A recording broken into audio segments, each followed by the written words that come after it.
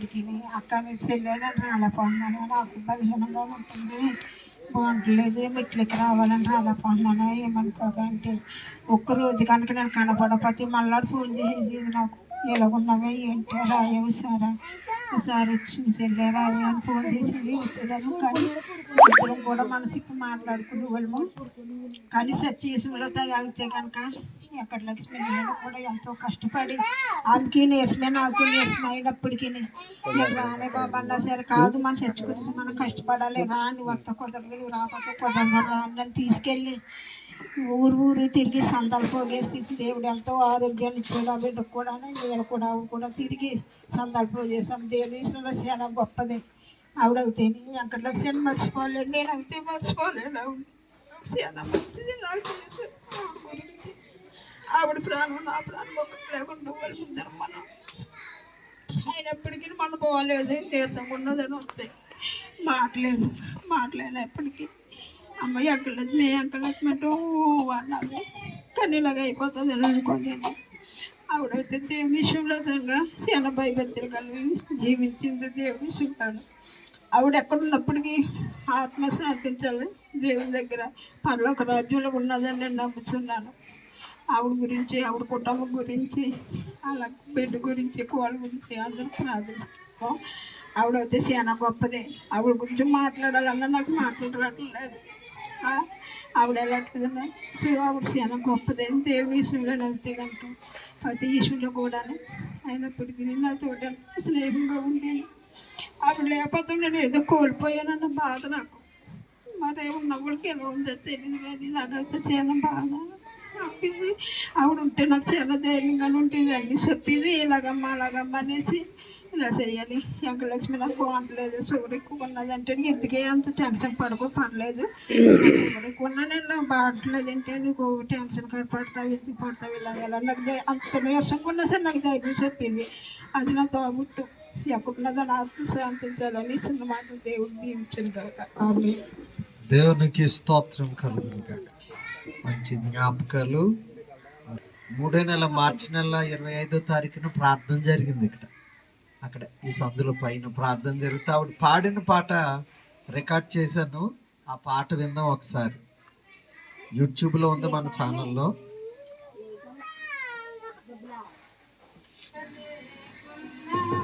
నిలవాలని ఉన్నా నిలవలేకున్నా, బ్రతకాలని ఉన్నా బ్రతకలేకున్నా, నిలవాలని ఉన్నా నిలవలేకున్నా, చూడాలని ఉన్నా నేను చూడలేకపోయేసయ్యా,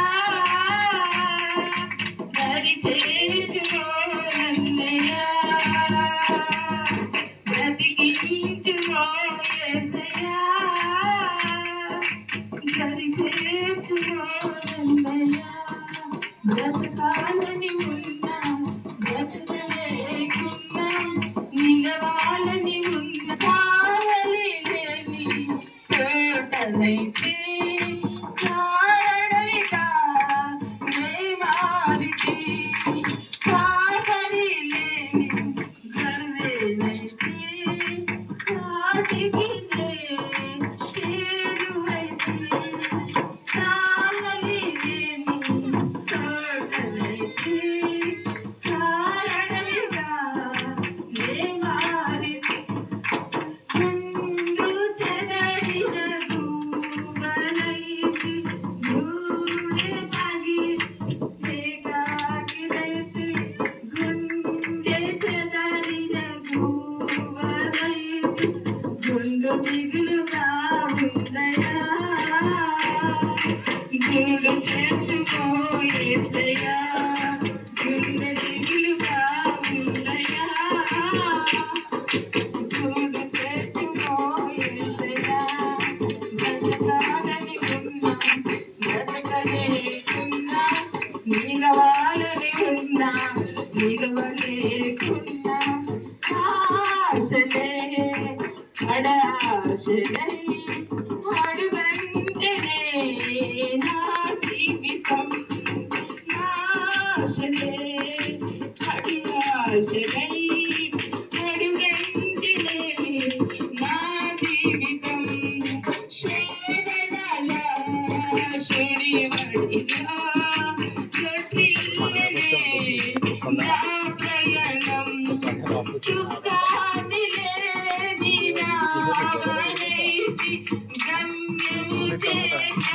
అలవాడుచుంటిని గుడి చేర్చుమో యేసయ్యా గుండె గుడిలో నీ ఉండయ్యా గుడి చేర్చుమో యేసయ్యా గుండె గుడిలో నీ ఉండయ్యా బ్రతకాలని ఉన్నా బ్రతకలేకున్నా నిలవాలని ఉన్నా నిలువలేకున్నా చూడాలని ఉన్నా నేను చూడలేకున్నా చేరాలని ఉన్నా నేను చేరలేకున్నా బ్రతికించు యేసయ్యా దరి చేర్చుకో హల్లెలూయా. అలాగే ఒక పాట పాడింది ఆవిడ. ఆ పాటలో ఆమె అనుభవిస్తున్న పరిస్థితే ఉంది. ఏంటది? బ్రతకాలని ఉన్నా బ్రతకలేకున్నా, నిలవాలని ఉన్నా నిలవలేకున్నా, చూడాలని ఉన్నా చూడలేకున్నా, చేరాలని ఉన్నా నిన్ను చేరలేకున్నా, బ్రతికించుమో యేసయ్యా అంటే ఇంక అందరూ ఏడిపోయి నిజంగా ఒక ప్రార్థన అనమాట ఆవిడ. అలాగా క్రైస్తవుల్ని పాటలే ఆదరింతాయి. ఏడుపు వచ్చినప్పుడల్లా ఒక పాట పాడుకుంటూ ఉంటారు. ఎవరి పాట వాళ్ళది. పాట గుర్తొస్తుంది, ప్రార్థనే పాట, పాటే ప్రార్థన అయ్యి. అంటే భక్తి కలిగిన వాళ్ళు, దేవుని మీద విశ్వాసం కలిగిన వాళ్ళు, క్రైస్తవులు అందరూ కూడా పాటతో ముడిపెట్టబడి ఉంటాయి ప్రాణాలన్నీ కూడా. అందుకే క్రైస్తవ సమాజంలో పాటలు ఎందుకంత ప్రాముఖ్యత అంటే, ఫస్ట్ ఏమో మనం పాడతాం, దేవుణ్ణి స్తుతిస్తాం. రెండోసారి రెండో భాగంలో దేవుడు, వాక్యమై ఉన్న దేవుడు మనతో మాట్లాడతాడు. ముందుగా మనం దేవుణ్ణి స్తుతించాలి. ఫస్ట్ మనదే. మనము ఆయన ఎలాగా ఆరాధిస్తామో చూసి ఆయన వాక్యం ద్వారా మనతో మాట్లాడతాడు. కాపరి లేని గొర్రెనైతేని, కాటికి చేరువైతేని, కావలి లేని తోటనైతేని, కారు అడవిగా నేను మారితిని, గూడ చెదిరిన గువ్వనైతేని, గుండె పగిలిన ఏకాకినైతేని, గుండె దిగులుగా ఉందయ్యా గూడు చేర్చుమో యేసయ్యా అని మొత్తం ఆమె ఆనాటి పరిస్థితి అనమాట. నా ఆశలే అడియాశలయ్యాయి, అడుగంటింది నా జీవితం, శోధనలో సుడివడిలో త్రొట్టిల్లిపోయింది నా పయనం, చుక్కాని లేని నావనైతిని, గమ్యం తెలియక అల్లాడుచుంటిని, గురి చేర్చుమో యేసయ్యా గుండె గుడిలో నీ ఉండయ్యా అనే ఈ పాట ఆవిడ పాడిందనమాట. మన యూట్యూబ్లో ఉందా, మీరు చూడొచ్చు. కాబట్టి మన జీవితాలు దేవుని మీద ఆధారపడి ఉన్నాయి. ఎన్నో బాధలు, కష్టాలు, శోధనలు రావచ్చు, కానీ దేవుడు నడిపిస్తాడు, బలపరుస్తాడు. మరి ఇంకా ఎవరైనా ఉన్నారండి ఆవిడ గురించి కొన్ని జ్ఞాపకాలు పంచుకునేవారు? లేని ఎట్లా మరి మన మధ్యలో అగస్టిన్ గారు ఉన్నారు. వారికి ఒక సమయాన్ని ఇస్తూ ఉన్నాను. వారు ఒక పావు గంట దేవుని యొక్క వాక్యాన్ని మనకు అందిస్తారు.